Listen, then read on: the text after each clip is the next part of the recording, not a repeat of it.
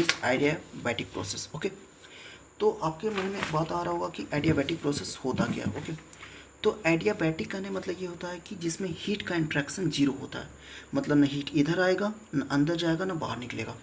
ये जो ऐसे दिया गया है ये हमारा क्या इंसुलेटेड कंटेनर है, मतलब कि इस तरह का कंटेनर है जिसमें क्या होता है कि हीट ना तो अंदर आता है ना तो हीट बाहर आता है। ओके, इसमें किसी भी तरह का कोई भी इंटरनल एनर्जी सॉरी हीट का इंट्रैक्शन जीरो होता है, मतलब हीट अंदर की ओर नहीं जाएगा। ओके, इन एडियाबैटिक एक्सपेंशन प्रोसेस, ठीक है, एडियाबैटिक एक्सपेंशन प्रोसेस में क्या होता है कि वॉल्यूम इंक्रीज करता है। एक्चुअल क्या हो रहा है यहाँ पर कि जब यहाँ पर एक बैग रखा हुआ है, इस बैग को हम क्या करेंगे, हटाएंगे।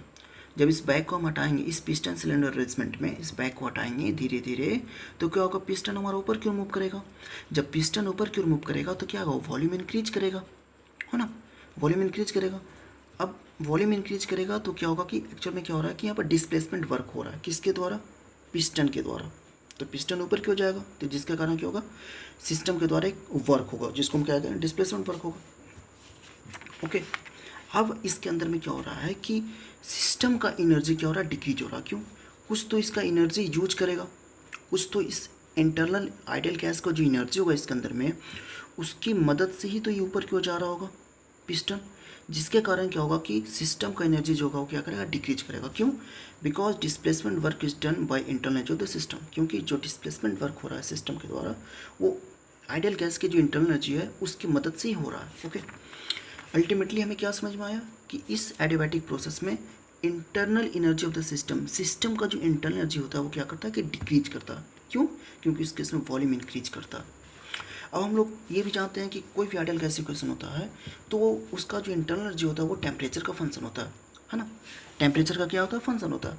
तो अब जाहिर सी बात है कि जब इंटरनल एनर्जी इसका घटेगा तो टेम्परेचर भी डिक्रीज होगा।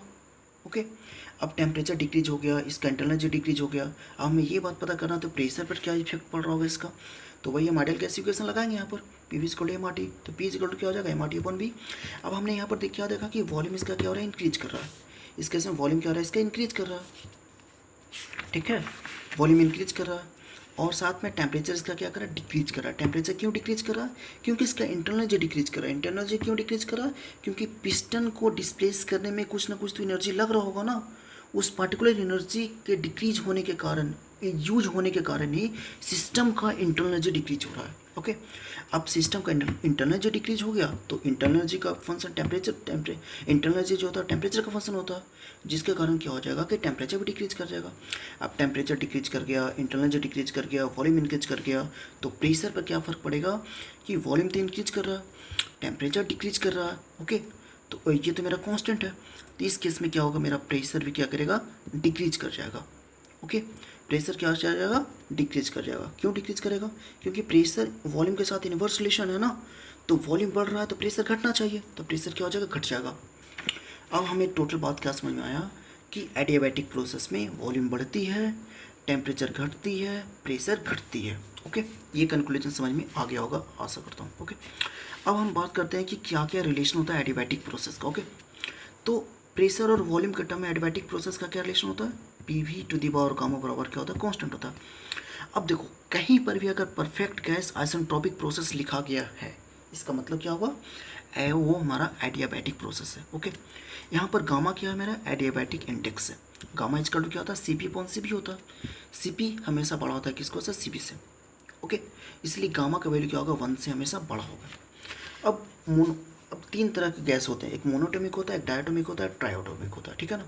तो मोनोटोमिक हीलियम होगा। मोनोटोमिक मतलब कि जिसमें एक एटम रहता है, उस वैसा गैस में जो एक एटम से बना होता है। जैसे हीलियम तो एक ही एटम बना हुआ है, हाइड्रोजन इसमें 2 हाइड्रोजन मिला तब एक मॉलिक्यूल बना, N2 हो गया, फिर एयर हो गया। इसका गामा का वैल्यू 7/5 होता है, इसका गामा का वैल्यू 5/3 होता है। उस प्रकार से ट्रायोटोमिक मतलब 3 एटम में रहेगा, तो इसमें गामा का वैल्यू क्या हो जाएगा, 4/3 हो जाएगा। आई hope you have understood very well about the adiabatic process. Adiabatic process में एक्चुअल हो क्या रहा था, वॉल्यूम पर क्या फर्क पड़ रहा था, टेम्परेचर पर क्या फर्क पड़ रहा था, प्रेशर पर क्या फर्क पड़ रहा था। Okay, no I move to the next one, that one is perfect gas. अब परफेक्ट गैस क्या होता है, तो वैसा आइडियल गैस जिसका क्या होता है कि स्पेसिफिक हीट क्या होता है, कांस्टेंट होता है।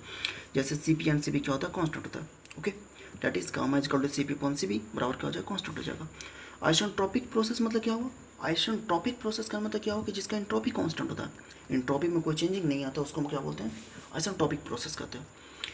Any internally reversible adiabatic process is an isentropic process. मतलब क्या हुआ, कोई भी अगर इंटरनली रिवर्सिबल एडियाबैटिक प्रोसेस बोल रहा है, इसका मतलब क्या हुआ कि ये हमारा आइसेंट्रोपिक प्रोसेस है। ओके, अब मान लीजिए कोई भी प्रोसेस हम लिए है ना, जैसे प्रोसेस 1 से 2 में गया, इंटरनली रिवर्सिबल एडियाबैटिक प्रोसेस के द्वारा अगर वो चाहता है, ठीक है ना, तो P1 दिया हुआ रहेगा, अगर P2 दिया हुआ है, V1 दिया हुआ है, गामा दिया हुआ है, ये अगर चारों दिया हुआ है और मान लीजिए अगर V2 पूछ रहा है क्वेश्चन में कि V2 निकालिए, तो उस केस में हम क्या करेंगे, हम PV to the power gamma का इक्वेशन यूज करेंगे। ओके, इस इक्वेशन को यूज करके हम एक रिलेशन लगाएंगे, P1 V1 gamma is equal to P2 V2 gamma.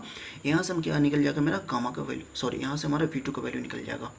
ठीक है ना, किसमें, अगर कोई भी अगर ऐसा प्रोसेस जिसमें इंटरनली रिवर्सिबल एडियाबैटिक प्रोसेस दिया गया है, उसमें ये वाला हम कंडीशन लगाएंगे, PV to the power gamma बराबर कांस्टेंट का फॉर्मूला लगाएंगे, तो वहाँ से एक रिलेशन डेवलप करेंगे, P1 V1 is gamma is equal to P2 V2 gamma. Okay, वहाँ से मेरा ये क्वेश्चन सोल्व हो जाएगा।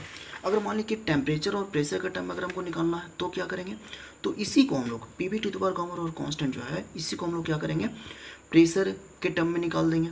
अगर मान लीजिए प्रेशर के टर्म में पहले पूछा, वॉल्यूम के टर्म में अगर नहीं पूछ रहा है, ठीक है ना, तो उसको हम क्या करेंगे, इस पूरे सिस्टम को V को क्या करेंगे, प्रेशर के टर्म में कर देंगे। अब कहाँ से करेंगे, तो देखो PV इजकल टू MRT होता है, PV इजकल टू क्या होता है, MRT होता है इक्वेशन, तो V इजकल टू क्या हो जाएगा, MRT/P हो जाएगा। तो इस V का वैल्यू को हम पुट कर देंगे यहाँ पर, ठीक है, तो V के जगह पर क्या हो जाएगा, MRT/P का पावर कम हो जाएगा, जो कि क्या होगा, कांस्टेंट होगा। क्या, तो P इंटू, अब इसको हम सोल्व कर लेंगे, गामा का सब पर पावर रहता है, सब पर गामा पावर हो जाएगा, P पर भी गामा हो जाएगा। अब गामा का वैल्यू ऊपर जाएगा है ना, P का पावर गामा ऊपर जाएगा तो माइनस गामा हो जाएगा। अब ये माइनस गामा हो जाएगा तो क्या हो जाएगा, जैसे देखो P इंटू यहाँ पर क्या निकल के आएगा, P to the power minus gamma होगा। ओके ना, इसको समझाने के लिए हम यहाँ पर लिख रहे हैं कि ये वाला कैसे आया होगा। तो देखो बेस सेम रहता तो पावर क्या होता है, जुट जाता है, तो पावर इसका 1 होगा, तो P का पावर क्या हो जाएगा, 1 प्लस माइनस गामा। ओके, तब यहाँ पर क्या हो जाएगा, P to the power 1 minus gamma, तो ये आया P to the power 1 minus gamma. Okay, और T to the power gamma तो है ही है, और M to the power gamma, R to the power, ये तो हमारा कांस्टेंट है, तो इसको कांस्टेंट में टर्म में ले लाएंगे, तो ये तो ओवरऑल मिला के कांस्टेंट ही हो जाएगा। ओके, तब यहाँ पर क्या बना, T इंटू ये भी गामा है और ये 1 माइनस गामा हो गया, तब यहाँ पर क्या हो जाएगा, P to the power 1 minus gamma upon gamma. Okay, तो ये हमारा क्या हो जाएगा, कांस्टेंट, ये तो कांस्टेंट होगा। ठीक है ना, तो ये हमारा एक कंडीशन निकल गया। अगर मान लीजिए उस तरह का प्रोसेस अगर का क्वेश्चन अगर देता है प्रेशर का टर्म में निकालने के लिए, तो हम लोग इस इक्वेशन को रिलेट कर लेंगे, T1 P1 to the power 1 minus gamma upon gamma is equal to T2 P2 to the power 1 minus gamma upon gamma कर देंगे। Okay, I hope you have understood very well. हम लोग कैसे इसको यूज करेंगे, प्रेशर को, टेम्परेचर और pressure के टर्म में इसको कैसे निकालेंगे। ओके, अब बात करते हैं इन टर्म्स ऑफ टेम्परेचर और वॉल्यूम के टर्म में निकालने के लिए बोलेगा, ठीक है ना, तो उस केस में क्या करेंगे, अगर मान लीजिए अगर वॉल्यूम पूछ दिया, ठीक है ना, कौन सा प्रोसेस दिया हुआ था, internally reversible adiabatic, internally reversible adiabatic process अगर दिया हुआ है, और अगर मान लीजिए कि अगर वो मेरा वॉल्यूम निकालने के लिए बोल दिया, प्रेशर को नहीं निकालना है, वॉल्यूम को निकालने के लिए बोल दिया, तो हम क्या करेंगे, सिंपल से क्या करेंगे, हम लोग क्या करेंगे, यहाँ पर हम इसको प्रेशर को एलिमिनेट कर देंगे, प्रेशर को यहाँ से हटा देंगे, तो प्रेशर को कहाँ से हटाएंगे, वहाँ से हटाएंगे, कहाँ से, ये वाला इक्वेशन को हम यूज करेंगे, जो हमारा आइडियल गैस इक्वेशन था वहाँ से यूज कर लेंगे, वहाँ से मेरा वॉल्यूम का वैल्यू निकले, प्रेशर का वॉल्यूम क्या निकलेगा, MRT/P हो जाएगा। तब यहाँ पर क्या हो जाएगा, P के जगह पर MRT/V कर देंगे, into V to the power gamma बराबर कांस्टेंट हो जाएगा। अब इसको सोल्व करेंगे तो TV to the power gamma minus 1 पर क्या हो जाएगा, कांस्टेंट हो जाएगा।